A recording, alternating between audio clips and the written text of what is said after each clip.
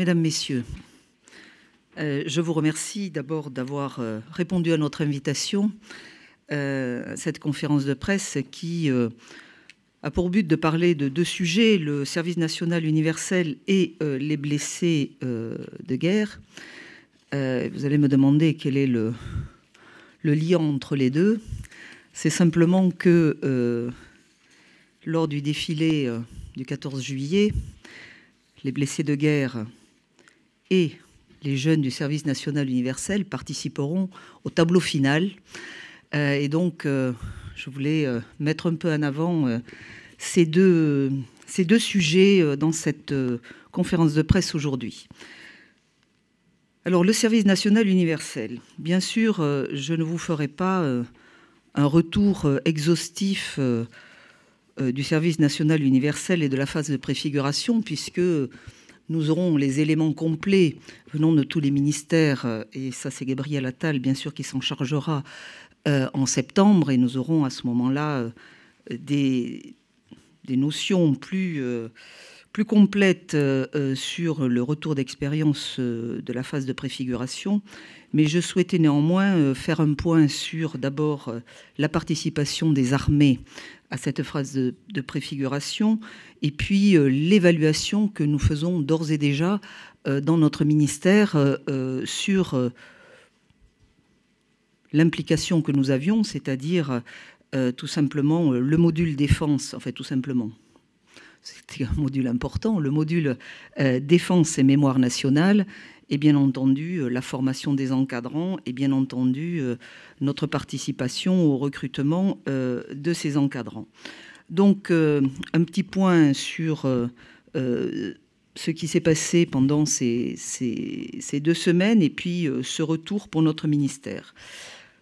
Sur un plan général, et pour avoir visité 5 ou 6 centres du service national universel pendant cette phase de préfiguration, et avoir vu les jeunes, les encadrants sur place, mais également pouvoir avoir lu les retours qui nous sont faits, je dois dire qu'il y a une chose qui paraît importante, c'est que les jeunes étaient heureux et fatigués.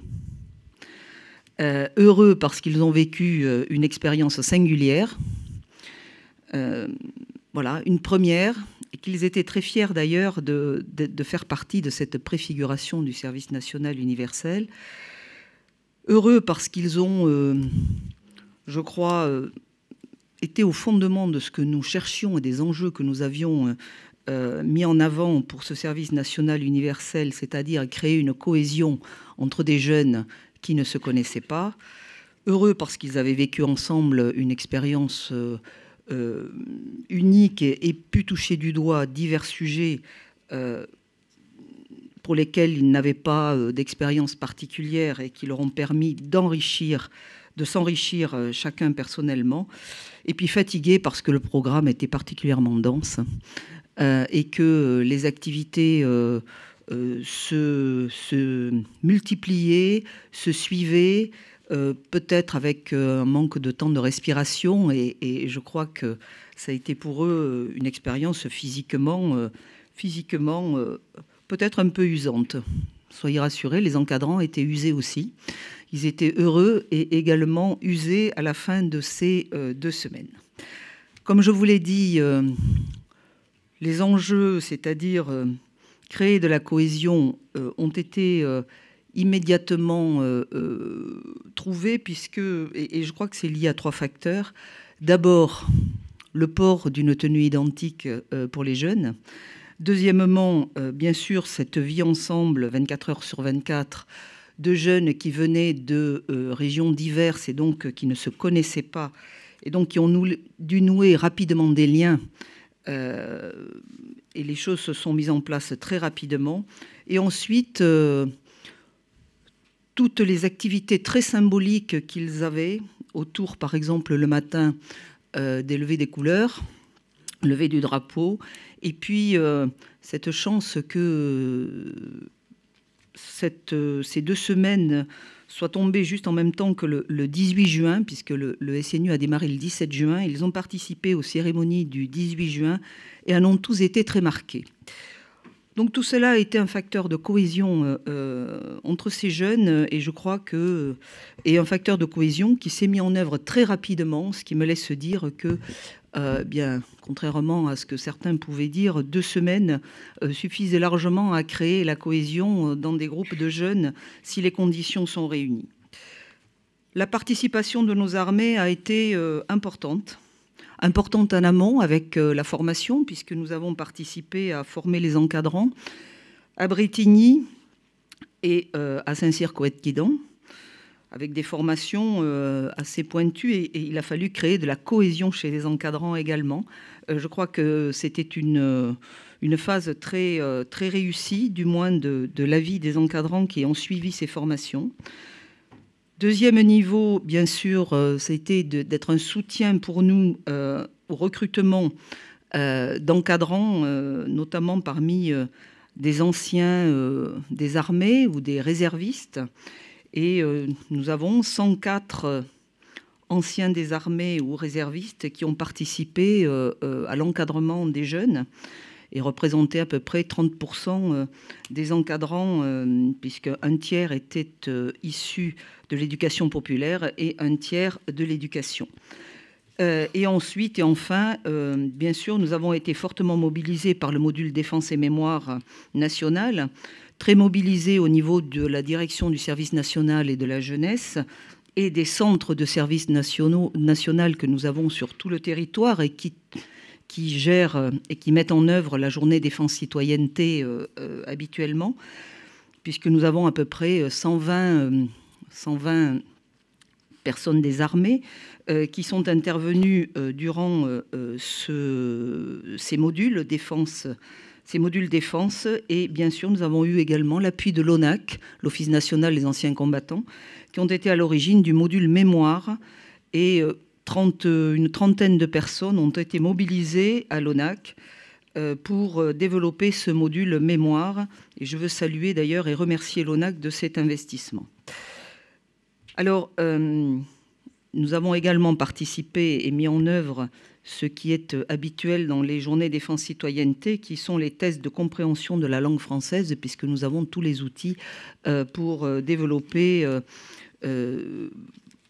pour mettre en œuvre ces tests et pouvoir ainsi, bien sûr, dépister les jeunes en difficulté. Voilà un petit peu pour la participation globale des armées qui a été importante à tous les niveaux. Un petit retour d'expérience sur les modules que nous avons développés, qui étaient propres à notre ministère. Donc ce module défense, il comportait plusieurs actions, un jeu stratégique que vous avez derrière vous. Si vous voulez, à la fin de la conférence de presse, vous essayez à ce jeu stratégique qui était très interactif pour les jeunes. Bien sûr, des moments d'échange et d'interaction avec des militaires et des gendarmes afin d'appréhender quelle était la teneur de l'engagement militaire, quels étaient les métiers qui pouvaient être pratiqués dans les armées. Et pour avoir assisté à un de ces échanges, les échanges étaient très nourris et les jeunes avaient beaucoup de questions et ont beaucoup apprécié ces échanges directs. Et puis des exercices pratiques, par exemple des actes réflexes défense, comment se protéger, comment rendre compte. Et là aussi, les jeunes ont beaucoup apprécié ces modules qui étaient en fait très concrets et qui leur donnaient des clés pour la suite, tout simplement dans leur vie quotidienne. Le module mémoire, lui, il y a également des contenus et des supports qui sont derrière vous. Ces contenus et ces supports ont été jugés pertinents par les encadrants et 90% des jeunes se déclarent satisfaits de ce module mémoire. Alors ce module mémoire pouvait paraître aride, mais il avait un but, c'était parler de l'engagement au travers de la mémoire et des conflits anciens, de l'engagement des hommes et des femmes pour protéger les valeurs de notre République. Et également un module très concret, comprendre une cérémonie, ce qui n'est pas toujours évident auprès de la jeunesse, et tout simplement afin qu'ils puissent s'approprier les codes et les rites, un petit peu des cérémonies, et qu'ils puissent y participer en toute connaissance de cause et surtout y participer complètement en comprenant parfaitement ce qui s'y passe. Alors bien sûr, des recueils ont été faits auprès de la jeunesse qui ont assisté à ces modules et 90% des jeunes se déclarent satisfaits. Alors ça, ce sont des recueils à chaud. Moi, j'aime bien les recueils aussi à distance, ce qui se fait régulièrement d'ailleurs dans les journées défense citoyenneté. Et nous pourrons d'ailleurs peut-être envisager de faire un questionnaire à distance 6 mois après pour savoir si le sentiment d'avoir toujours passé un moment important et enrichissant reste dans l'appréciation des jeunes. Alors bien entendu, quelques faiblesses ont été mises en évidence avec une adaptation nécessaire pour certains modules qui étaient peut-être trop théoriques. Je veux parler du module autour de la cyberdéfense ou de la cyberhygiène qui me semble doit avoir un intérêt majeur pour la jeunesse dont c'est un intérêt du 21e siècle, je crois. C'est l'enjeu majeur du 21e siècle et la jeunesse est bien sûr complètement immergée dans tous les produits numériques et autres smartphones. Mais bon, peut-être que nous avons besoin d'adapter ce module. Et enfin, bien sûr, comme tous les autres modules, peut-être une journée trop dense avec, au dire de la jeunesse, des besoins de coupure, de moments de respiration et de moments d'échange. Donc en conclusion, pour les premiers retours de ce service national universel, donc un investissement important des armées, du ministère des Armées, notamment de la direction du service national de la jeunesse et des centres du service national sur tout le territoire, un investissement important de l'Office national des anciens combattants, un travail en amont en soutien pour recruter et pour former, des enjeux qui sont atteints en termes de cohésion et en termes de notions d'engagement qui étaient distillés à la jeunesse. Bien sûr, une adaptation nécessaire en fonction des retours d'expérience. Et puis, seront entrevus les enjeux de demain. Avec les enjeux de demain, ce sera la montée en puissance qui est attendue et qui nécessitera bien sûr une structuration, une charpente solide avec un recrutement qui devra être anticipé, une formation qui devra être anticipée et adaptée pour les encadrants de tout niveau, et puis une adaptation, bien sûr, de nos modules pour le ministère des Armées en fonction des retours d'expérience. Mais tout cela sera un enjeu aussi interministériel, piloté par Gabriel Attal, et nous participerons pleinement à toutes ces réflexions. Et pour conclure totalement sur ce service national universel, 25 jeunes du SNU participeront au 14 juillet dans le tableau final avec des jeunes du service civique. Et je crois que voilà, c'est une belle image que l'on donne de notre jeunesse et surtout pas une récompense, mais je veux dire que l'investissement de ces jeunes a été complet et je crois que c'est important pour eux qu'ils soient reconnus pour ce qu'ils ont fait et ce qu'ils se sont. Ils ont été volontaires, mais ils ont été au bout de leur engagement et je crois que c'est une belle reconnaissance de participer au tableau final du 14 juillet. Et donc pour moi, une habile transition, puisque dans ce tableau final du défilé du 14 juillet, nous aurons bien sûr un hommage à nos blessés de guerre.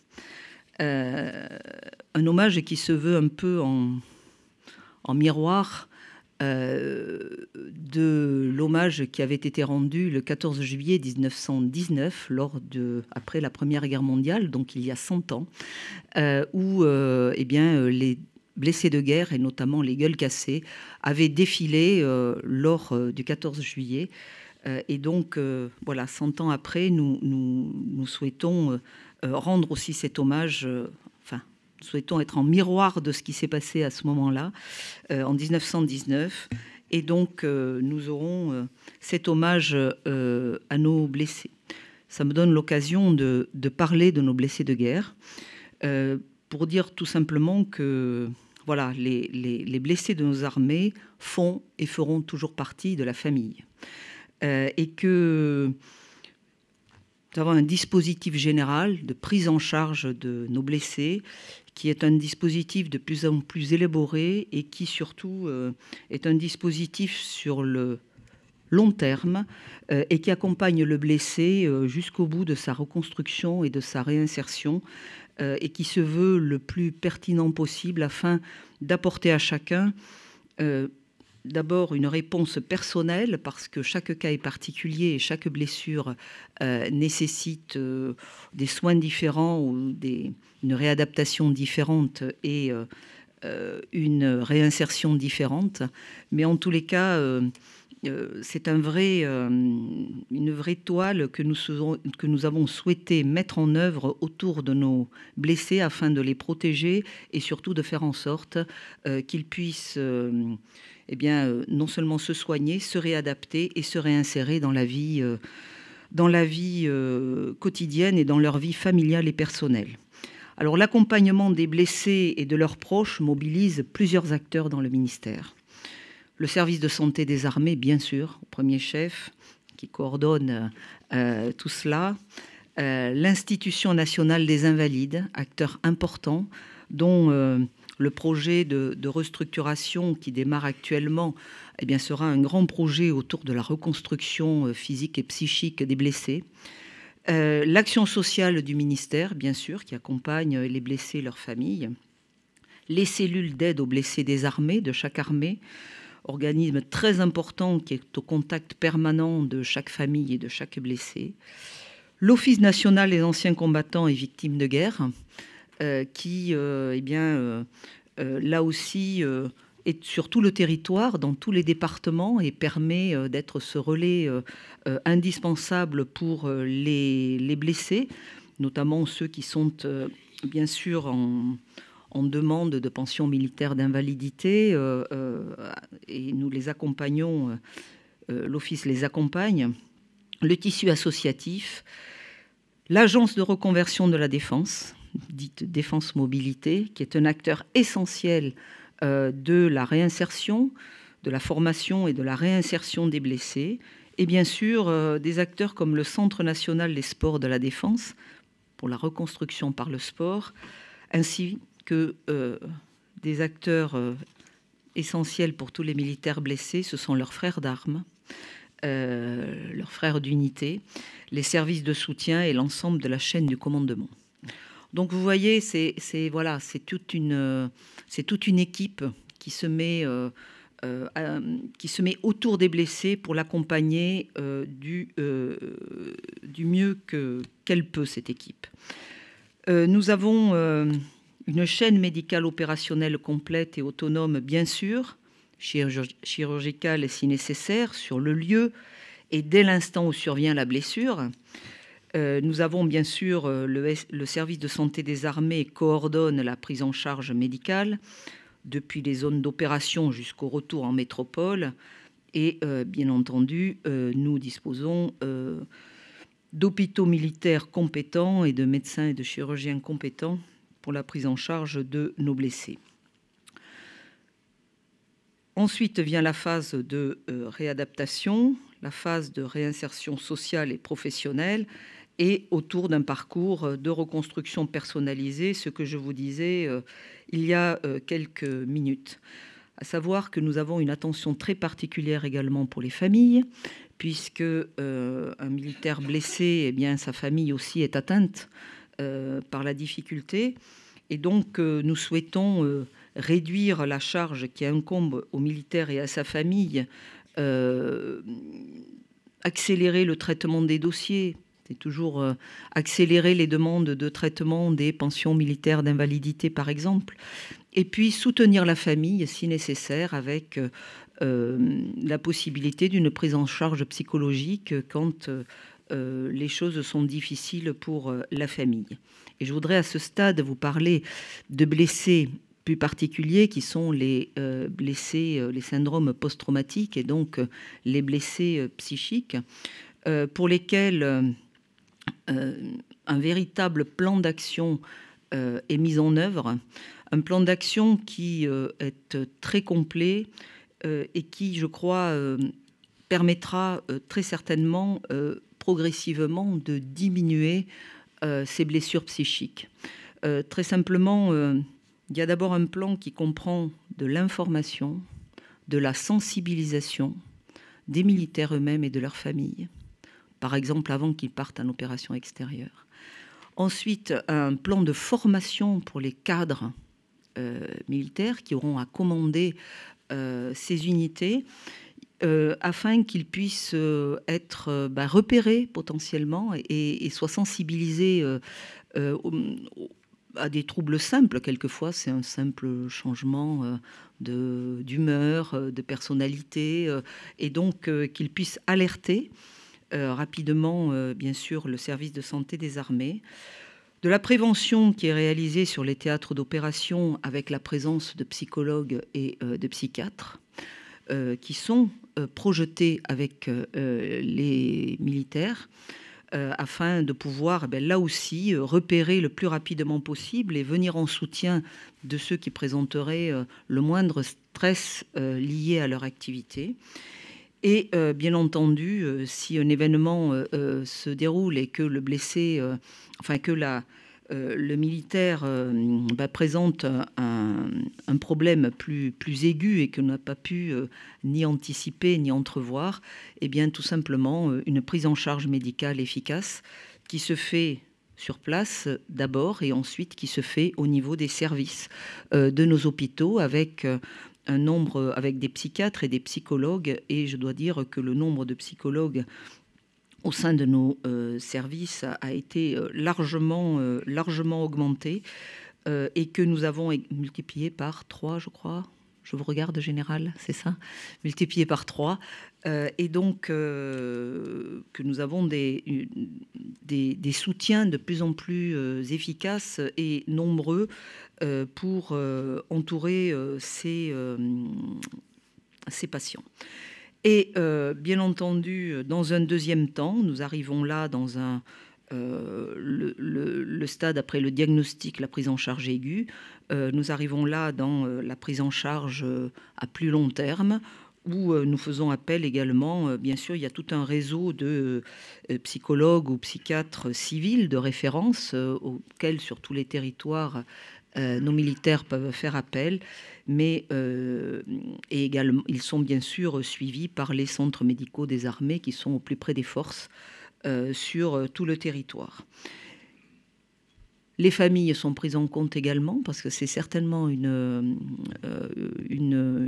pathologie ou une atteinte qui atteint gravement l'équilibre familial bien souvent.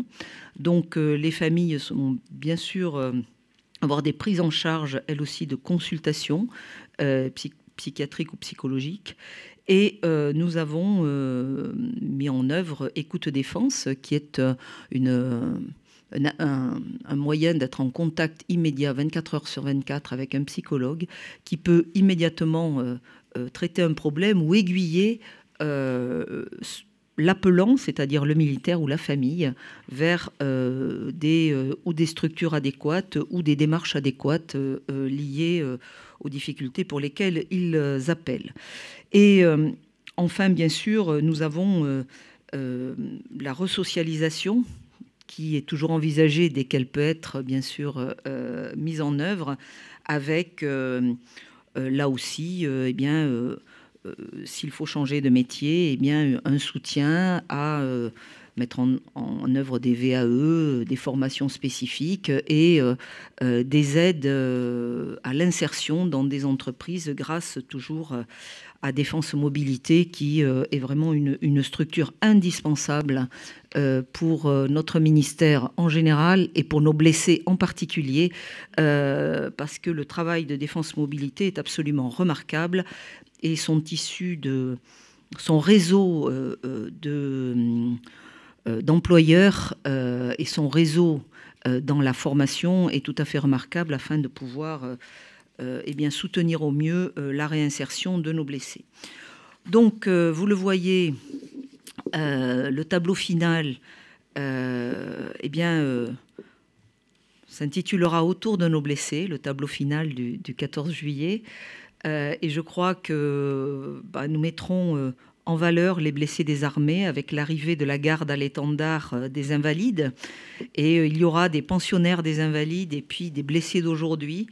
Je crois que là aussi, eh bien, ça montrera tout simplement que les blessés d'hier et les blessés d'aujourd'hui, ce sont toujours des blessés et que nous les accompagnons toujours. Et bien sûr, il y aura des chants qui seront interprétés par, des chants par la musique de la Brigade des sapeurs-pompiers de Paris. Donc je pense que nous verrons un beau moment dans ce tableau final. Je ne veux pas tout dévoiler parce que sinon on n'aurait pas de surprise. En tout cas, un beau moment autour de nos blessés. Et bien sûr, nous aurons un hommage et une attention, un recueillement pour les morts pour la France depuis le 14 juillet 2018. Ils sont au nombre de 3. Le médecin principal, Marc Lécuras, le premier maître Cédric de Pierrepont et le premier maître Alain Bertoncello, et toutes les familles des soldats décédés, mais des soldats blessés également, seront présentes pour ce défilé du 14 juillet, ou du moins ont été invités et une grande partie seront présentes. Et pour terminer, dire que plusieurs unités défilantes compteront des blessés qui ont repris du service, parce qu'il y a des blessés qui reprennent du service et c'est heureux, et que certains blessés seront embarqués à bord d'aéronefs, comme cela s'était passé l'année dernière. Alors on ne les verra pas, mais je sais que pour eux, ce sera un très très grand moment. Et l'important, c'est quand même pas forcément qu'ils soient vus, mais que eux puissent passer des moments puissants après ce qu'ils ont vécu. Et donc voilà, un beau défilé qui mettra en avant nos blessés, parce que nos blessés sont des hommes et des femmes sur qui nous avons compté, sur qui les armées ont compté, sur qui la nation a compté, et nous les accompagnons toujours, et je crois que c'est important que la nation les mette en avant. Voilà ce que je voulais vous dire sur ces deux sujets qui avaient pour fil conducteur le tableau final du 14 juillet.